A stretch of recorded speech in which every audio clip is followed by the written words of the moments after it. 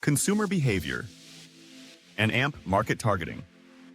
This week, we're covering two interconnected topics that are absolutely fundamental to your success as marketers: understanding consumer behavior and identifying your target markets. These concepts form the foundation of virtually every marketing decision you'll make in your career.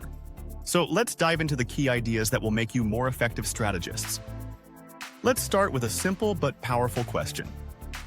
Why do people buy what they buy?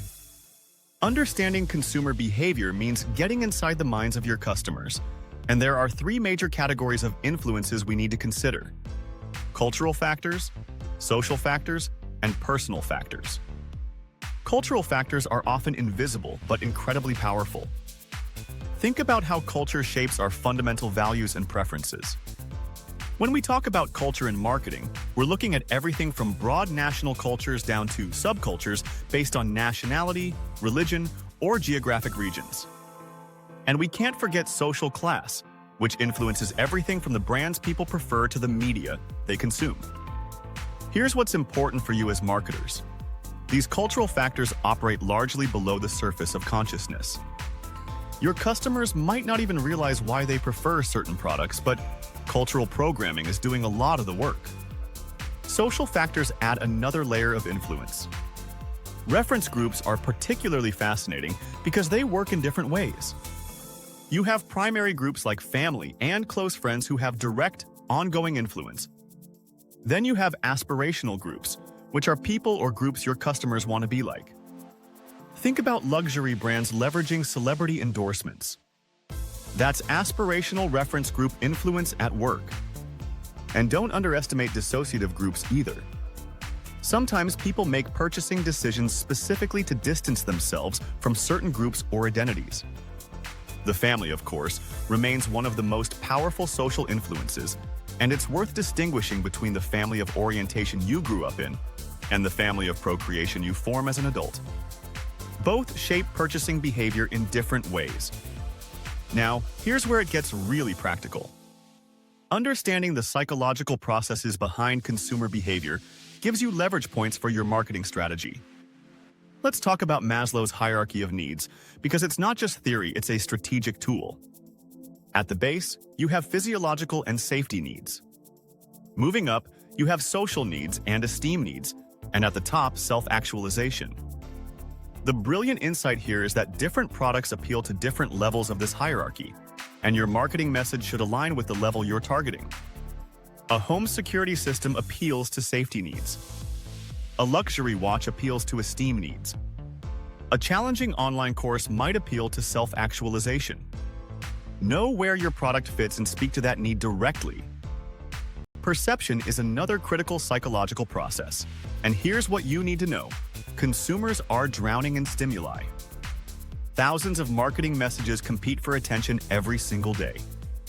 This creates three perceptual processes you must understand. Selective attention means people only notice a fraction of the messages they're exposed to. Your job is to break through with relevance, surprise, or personal significance. Selective distortion means people twist information to fit their existing beliefs. If someone thinks your brand is low quality, they'll interpret even positive information through that lens. And selective retention means people remember what reinforces their attitudes and beliefs. This is why brand consistency matters so much. You're trying to build memory structures that work in your favor. Let's talk about memory for a moment, because this is where brand building really happens. Think of memory as a network of associations. When a customer thinks of your brand, what else comes to mind? These brand associations include thoughts, feelings, perceptions, images, experiences, beliefs, and attitudes. Strong brands have rich, positive, and consistent associations.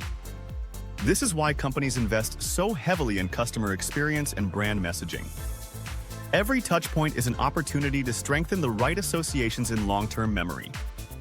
Now let's shift gears and talk about how you use all this consumer insight to identify and reach your target markets. The fundamental principle of targeting is this: you cannot be all things to all people. The companies that try to serve everyone end up serving no one particularly well. Strategic targeting is about making deliberate choices about which customers you'll serve and how you'll serve them better than anyone else. There are two critical questions in strategic targeting. First, target compatibility. Can you create superior value for these customers? This is about honestly assessing your company's resources, competencies, and capabilities.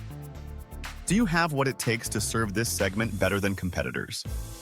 Second, target attractiveness. Can these customers create superior value for your company? This includes obvious factors like revenue potential and profitability, but also strategic value. Some customers might provide social value through word of mouth. Others might provide scale value that improves your cost structure. Still others provide information value that helps you innovate. Think beyond immediate monetary value. Here's a framework that will serve you well. Target compatibility is about what you can do for customers. Target attractiveness is about what customers can do for you. You need both. A highly attractive market where you have no competitive advantage is a bad choice. Similarly, a market where you could dominate but that offers minimal returns is also a poor choice. The sweet spot is where your capabilities align with attractive customer segments. Once you've identified strategically important segments, tactical targeting is about actually reaching them. This requires creating detailed customer profiles using demographic, geographic, behavioral, and psychographic factors. Demographics tell you who they are.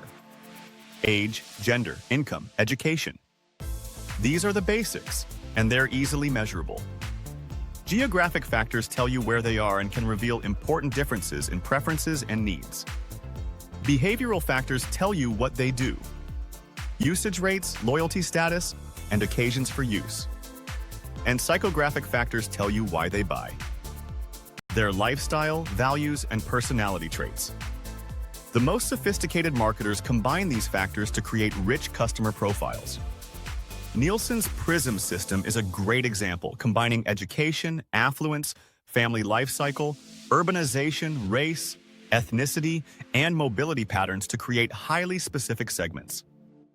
But here's what matters for your work. Segmentation is only valuable if it's actionable. Can you actually reach these segments with your marketing? Can you create offerings that appeal specifically to them? If not, your segmentation scheme, however elegant, isn't useful. Let me leave you with one more practical tool: customer personas. A persona is a detailed profile of a hypothetical target customer that brings your segment to life.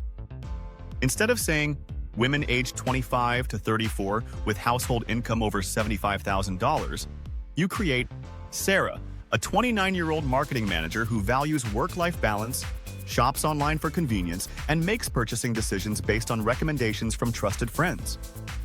Personas help your entire organization, from product development to customer service, understand who they're serving and make better decisions. So as you work through this week's materials, I want you to think about a brand you interact with regularly. Can you identify which of your needs it's fulfilling? What reference groups influence your perception of it? What associations do you have stored in memory about it? And if you were marketing this brand, how would you segment the market and which segments would you prioritize? These aren't just academic exercises. This is the foundation of strategic marketing.